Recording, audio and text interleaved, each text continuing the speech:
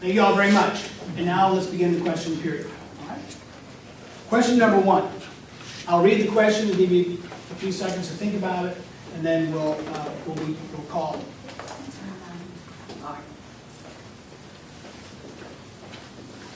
The question number 1 is, what is your vision for the future of Rhome, and how do you plan to get there?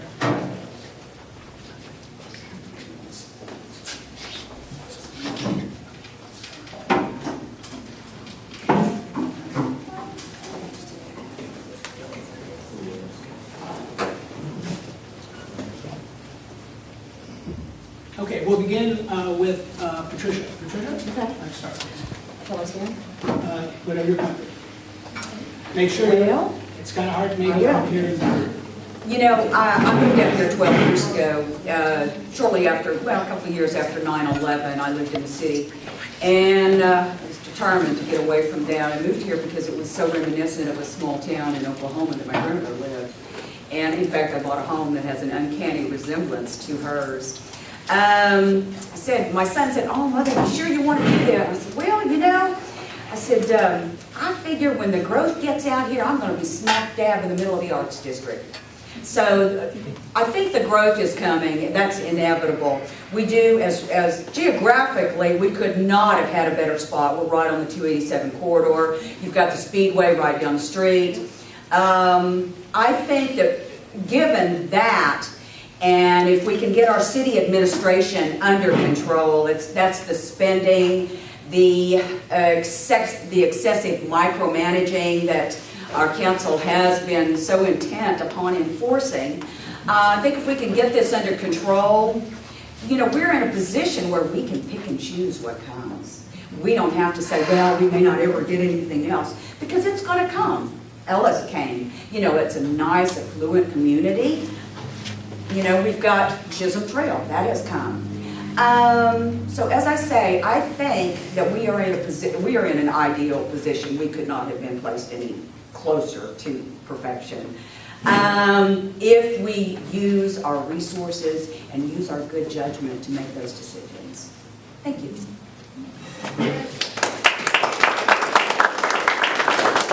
Leanne. Earlier last year, we were able to get our city council to start a engineered program where we would have the city surveyed so we could see the condition of our sewage treatment, our water treatment, our sewer, and other infrastructure needs that we have. That report was recently turned into the city, and it's actually the first phase of a 2-phase project. And that gives us a direction, and a starting point is where we need to start. You know, we know the West Sewage Treatment Plant is sorely in need of repair. We need to do that. We need to think about what's coming down the road as far as expansion. I've heard, you know, rumors about Rolling V wanting to subdivide over there for 1,800 homes. Right now, we can't afford 1,800 homes because we don't have the utilities for it. So this is the things that we all need to come together and start working towards. We need to build our city, and we need to build it on a good, strong, firm footing, instead of, you know, things haphazardly done here and haphazardly done there. So if I'm elected, I'm going to be calling on a lot of you to come and help, because it's your city as well as my city, and we all need to take part in doing this. Thank you. Can everybody hear me without the microphone? Yeah. Good. My vision for Rhome is to be the leader in the southeastern portion of Wise County, that the other cities, Newark, New Jersey, Boyd, instead of us looking to them to find out what they're doing, they look to us because we're already doing it. So I think that's what we need to strive for, to be a leader in this area. We're the 3rd largest community population-wise, so we ought to be setting the standard, and we ought to be making the news in the paper for positive things as opposed to negative ones.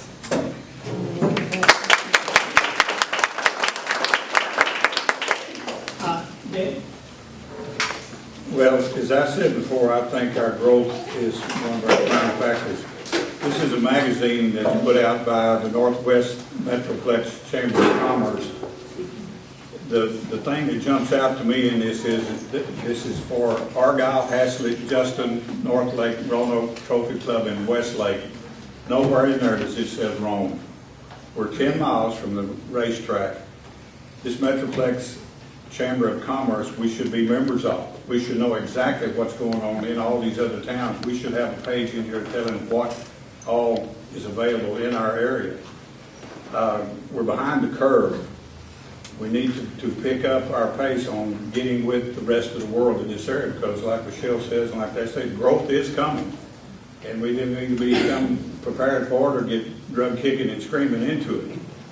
So places like this where all this information is available and we don't have any representatives there, we don't have any input to it, we don't know what's going on.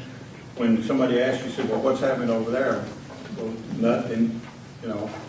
What's happening in Justin? Drive down any street in Justin, Haslett, Roanoke, any of these places, the growth, the development is there. And these developers are looking for places to build.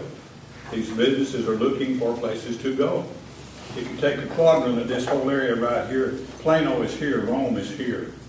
10 years from now, we could be Plano, but we have to be proactive in places like this to get this growth and this controlled growth here. So that's what I would propose that we do with the city council, whether it's the same city council, new mayor, or whatever, that we look into things like this, that we can be a part of the thing instead of on the outside looking in.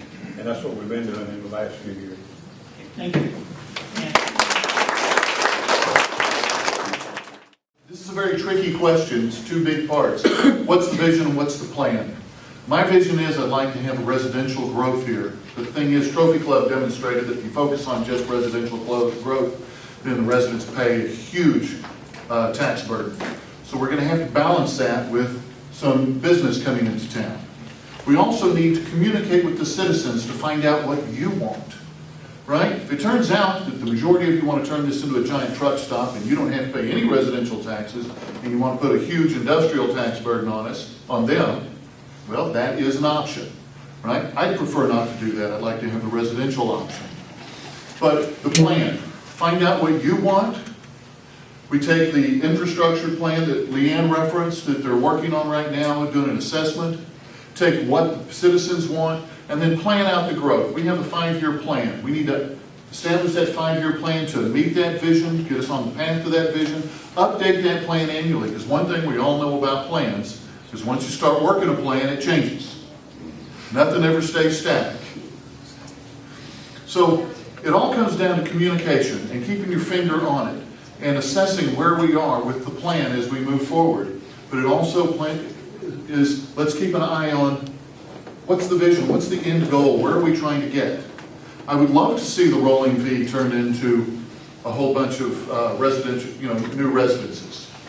I'd love to see strip malls and, lots of restaurants come in on 287. I'd like to have options for all the businesses to come in here. Change is coming. We've all said change is coming. Now, we can do nothing, and we can end up with payday loan places and pawn shops and gentlemen's clubs. And because our current plan in the city, thank you, is in 1999. Thank you for the warning. We need to have a 5-year plan, updated annually, maintain our vision and focus.